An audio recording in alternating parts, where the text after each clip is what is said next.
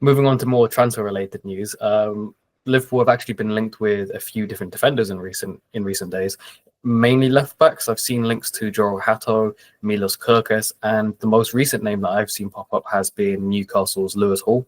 And I'm just wondering, first of all, is there any truth or validity to any of these links, do you think?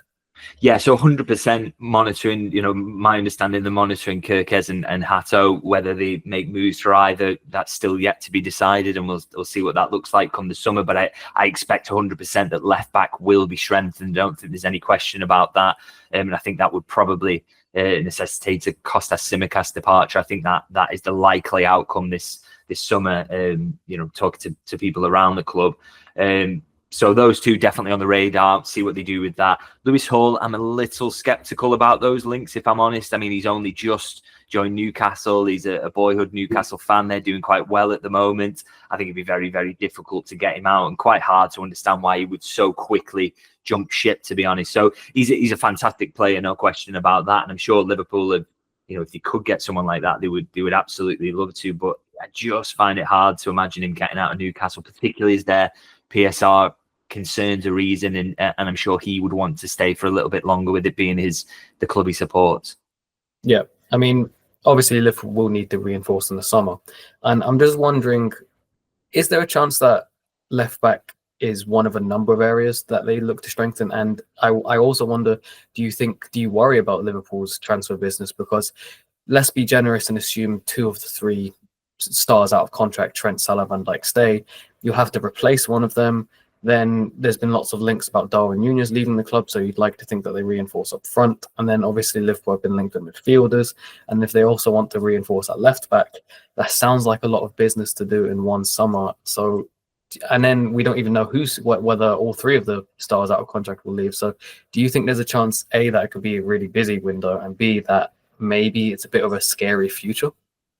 Yeah, it's interesting. I feel like every summer when we come to this point, there's someone out there who will write or say that a big summer's coming for Liverpool. And I generally always kind of roll my eyes, because the view of the recruitment staff generally has been that as little churn as you can do as possible, really, is for the best. And obviously they had to in the midfield in that last couple of summers ago, because it was just completely necessary, and they lost a few midfielders. But ideally they wouldn't be going into summers needing a huge churn. But I just think, and I would always be reluctant to say this, but I really do kind of expect this one to be a big summer, because I think a lot of churn is going to be forced upon them.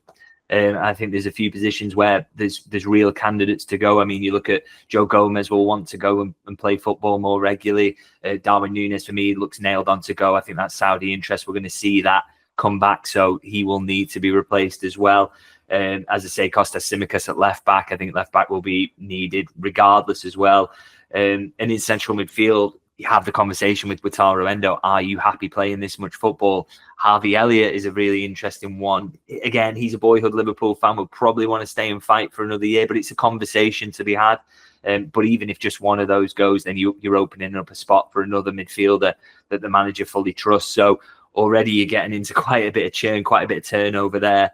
And then, of course, say that your right back does leave and Trent doesn't sign the new contract, then again, that's another area you've got to look to strengthen. So you're looking at 4 or 5 bodies coming in, and it's a lot of turnover, and it's a lot of, every time you make a transfer, it's a chance for it to go wrong. You maybe misjudge how they'll fit in, whether they'll succeed in the Premier League or whatever. So I think the recruitment staff would love to kind of avoid that if possible. But as I say, I just think it's going to be forced upon them. So they probably are going to end up with quite a lot to do. And I think ideally they get a lot of those right. That's going to be the aim, and they hope that a couple of those can hit the ground running. But also, I would say that there's going to be the squad in place to absorb a couple of, a bit of a period of kind of adaptation as well for those. If Liverpool were to sign in the summer, it's to replace Gomez, to replace Endo, to replace Darwin Núñez. None of those players are going to have to be in the starting 11 on the first day of the season, are they? They can have a little bit of time to ease in. I think the only area you would maybe have to change is right back, but Conor Bradley could start the season there. That's absolutely fine. So that's the upside for Liverpool, I think, is that a lot of that churn they can kind of mitigate over the first couple of months of the season and maybe ease those players in so that it doesn't affect them too badly.